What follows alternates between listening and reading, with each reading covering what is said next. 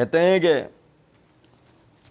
مجھے بڑے لوگ ای میل کرتے ہیں، جب بھی میں نے ان کو مسلم کی حدیث بھیجی اس کے بعد تحریف قرآن پہ مجھے ای میل کا جواب بھی نہیں آیا۔ تو الحمدللہ پچھلی ریکارڈنگ میں کلیئر ہو گیا، آپ نے صحیح مسلم کی روایت بھیجی تھی مرزا جی، ہم نے جواب دے دیا۔ آپ ہمت کریں، جرأت کریں، آپ جرأت کریں، تحریف قرآن کے مسئلے کے اوپر آپ ہم سے بیٹھ کے بات کر لیں، آپ کریں بیٹھ کے بات۔ آپ کہہ رہے ہیں نا کہ لوگوں کے جواب آپ کو نہیں آئے، ہم آپ سے بات کرنے کے لیے تیار ہیں جب آپ بولیں تحریف قرآن کے مسئلے پہ۔ کہتے ہیں کہ آگے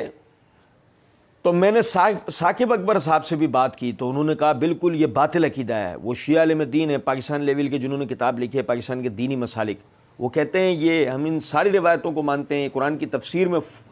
فٹ نوٹس کے ساتھ تھیں۔ اسی طریقے سے قرآن میں اگر یہ آیت آئیں گی نا، رضاعت چھڑانے کی عمر 2 سال ہے، تو اس کی فٹ نوٹ کے اوپر حدیث کے طور پر یہ چیز لکھی جاتی ہے۔ مجھے بڑے لوگ ای میل کرتے ہیں، جب بھی میں نے ان کو مسلم کی حدیث بھیجی ہے اس کے بعد تحریف قرآن پہ مجھے ای میل کا جواب کبھی نہیں آیا، آج تک نہیں آیا کسی کا۔ تو میں نے ثاقب اکبر صاحب سے بھی بات کی، انہوں نے کہا بالکل یہ باطل عقیدہ ہے۔ وہ شیعہ عالم دین ہے پاکستان لیول کے، جنہوں نے کتاب لکھی پاکستان کے دینی مسالک، وہ کہتے ہیں یہ ہم ان ساری روایتوں کو یہ مانتے ہیں، یہ قرآن کی تفسیر میں فٹ نوٹس کے ساتھ تھیں۔ یعنی مرزا جی کیا وہ جو شروع میں کہہ کے آئے تھے نا، میں وہ جواب دوں گا جو شیعہ دیتے ہیں، جی مرزا جی نے وہی کام کیا، یہ جو پوری بات کی تھی جو ہم نے پڑھی تھی فٹ نوٹ والی۔ اب مرزا جی نے اس کو منسوب کیا ہے ثاقب اکبر صاحب کی طرف۔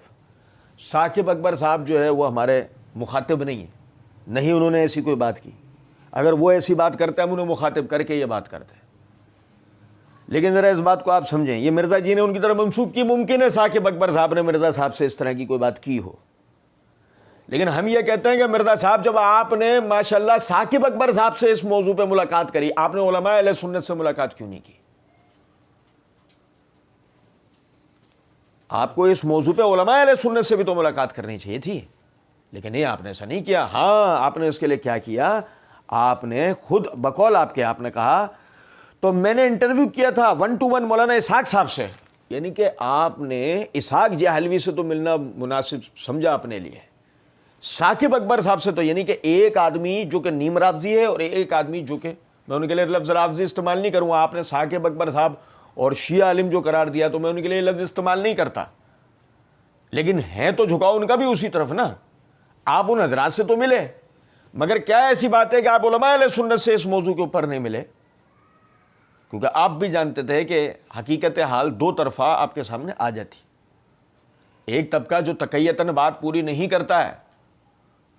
دوسرا طبقہ اس بات کو دونوں کتابوں سے آپ کو بالکل واضح طریقے سے بتا دیتا، اور شاید کہ مرزا جی آپ کو پتہ بھی ہو، لیکن چونکہ آپ تو اس مشن کے ساتھ بیٹھے ہیں کہ پبلک کو گمراہ کرنا ہے، تو اس کے لیے جو آپ سے بن سکتا ہے وہ آپ کر رہے ہیں۔ کہتے ہیں کہ وہ ہم جو ہے یہ باطل عقیدہ ہے، ثاقب اکبر صاحب نے کہا یہ باطل عقیدہ ہے، ہم مان لیتے ہیں کہ یہ باطل عقیدہ ہے، سمجھے ذرا بات۔ لیکن کیا کریں، ذرا دیکھیے گا، یہ فصل الخطاب ہے پرانا ایڈیشن۔ آپ بھائیوں کے ذہن کے اندر یہ خیال آ رہا ہوگا کہ کل ہمیں جو ایڈیشن بتایا وہ نیا تھا، آج پرانے ایڈیشن کا حوالہ کیوں دیا ہے؟ یہ صرف اس لیے دیا ہے، یہ بتانے کے لیے آپ کو حوالہ دے رہے ہیں پرانے ایڈیشن کا کہ الحمدللہ ہمارے پاس اس کتاب کے 2 نسخے ہیں، کیونکہ خدا نہ خواستہ یہ بات نہیں ہے کہ فلاں سال کے اندر یہ بات تھی تو فلاں سال میں یہ بات نہ رہی، یہ وہ بات ہے جو تواتر سے اس کتاب میں نقل ہوتی آئی ہے، کوئی جو ہے اس سے نکالنے والا نہیں ہے۔ فصل الخطاب کے یہ میں اس کا حوالہ دے چکا تھا، مرزا حسین نور تبرسی کی لکھی ہوئی کتاب ہے جو شیعہ حضرات کے ہاں خاتمۃ المجتہدین کا لقب رکھتے ہیں۔ یہ پرانے نسخے کے صفحہ 25-26 کے اوپر وہ لکھتے ہیں وقوع التغیر والنقصان فیہ وہو مذہب الشیخ الجلیل علی بن ابراہیم القمی شیخ القلینی، کہ قرآن کے اندر نعوذ باللہ من ذالک تغیر اور نقصان، بگاڑ یا نقصان واقع ہونے کا جو معاملہ ہے، یہ نظریہ تھا یعنی کہ علی بن ابراہیم قمی کا، جو کہ قلینی کے استاد ہیں، انہوں نے اپنی تفسیر میں ذکر کیا صرح بذالک فی اولہ، انہوں نے اپنی تفسیر کے شروع کے اندر اس کا ذکر کر رکھا ہے تفصیل کے ساتھ، وملا کتاب من اخباری مع التزام ہی، اور انہوں نے اپنی کتاب کو بھر دیا ہے اس دلائل کے ساتھ کہ قرآن کی تحریف کے دلائل کے ساتھ، بأن لا يذكر فيه الا مشائخه وثقاته ومذهب التلمیذ، اور وہ کہتے ہیں بأن لا يذكر فيه الا مشائخه وثقاته، اور نہیں ذکر کی انہوں نے اس کے اندر کوئی بھی روایت مگر یہ کہ اپنے ان مشائخ سے جو کہ ثقات میں سے تھے۔ ومذهب التلمیذ ہی ثقۃ الاسلام الکلینی رحمہ اللہ علی ما نسب الیہ جماعت لنقلہ الاخبار الکثیرہ صریحہ فی ھذا المعنی فی کتاب الحجہ،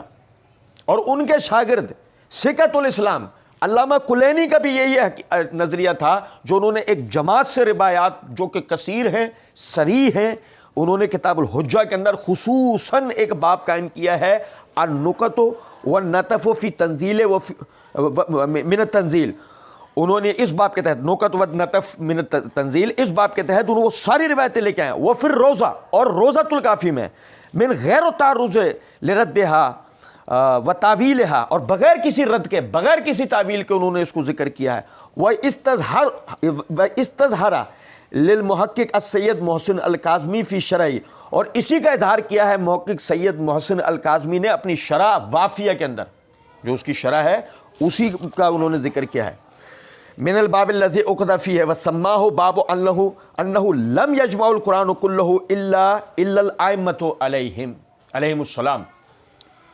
اور اس باب کے تحت انہوں نے پوری بحث کی ہے کہ نہیں قرآن کو جمع کیا مگر یہ کہ صرف اور صرف ہمارے ائمہ علیہم السلام نے، فإن الظاہر من طریقتہ انہ انما یعقد الباب لما ارتضیہ کل، اور ان کا یہ طریقہ یہ ثابت کرتا ہے کہ وہ اسی نظریے کے اوپر راضی تھے۔ کل تو میں کہتا ہوں واہ کما ذکر ہو، جیسے انہوں نے کہا بات اسی طریقے سے ہے، فإن مذہب القدماء ما تعلموا غالبا من انابین ابوابہم، کیونکہ جو قدیم ہمارے علماء گزرے ہیں ان کے نظریات ان کے مقرر کردہ ابواب سے بالکل واضح ہو جاتے ہیں، وہ بہی سر رہا ایزن علامہ مجلسی فی مرآۃ العقول، اور اسی بات کی صراحت علامہ مجلسی نے بھی اصول کافی کی شرح مرآۃ العقول میں کی ہے۔ اب میرے بھائی ذرا سمجھیے گا، یہ اگر باطل عقیدہ ہے، ثاقب اکبر صاحب کے بقول یہ باطل عقیدہ ہے، تو اس باطل عقیدے کے اوپر علامہ قمی، علامہ کلینی، اور پھر ان کی بعد علامہ مجلسی، ہم کاظمی صاحب کا بھی ذکر نہیں کر رہے ہیں، مجلسی نے بھی جو ہے یہی بات کی ہے۔ تو کیا یہ کہا جائے گا کہ ان حضرات کے یہ عقائد باطل تھے؟ گو اگر اس طرح نہیں کہا جائے گا تو دوسری صورت کے اندر ہم یہ کہنے پہ مجبور ہیں کہ اگر ثاقب اکبر صاحب نے یہ جملے کہے ہیں تو ثاقب اکبر صاحب نے تقیتاً ایسی بات کہی ہے۔